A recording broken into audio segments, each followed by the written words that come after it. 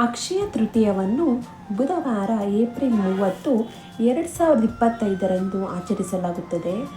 ಅಕ್ಷಯ ತೃತೀಯ ವಾರ್ಷಿಕವಾಗಿ ಭಾರತೀಯ ಮಾಸದ ವೈಶಾಖದ ಶುಕ್ಲ ಪಕ್ಷದ 3ನೇ ಚಂದ್ರನ ದಿನದಂದು ಆಚರಿಸಲಾಗುವ ಶುಭ ಹಿಂದೂ ಹಬ್ಬವಾಗಿದೆ.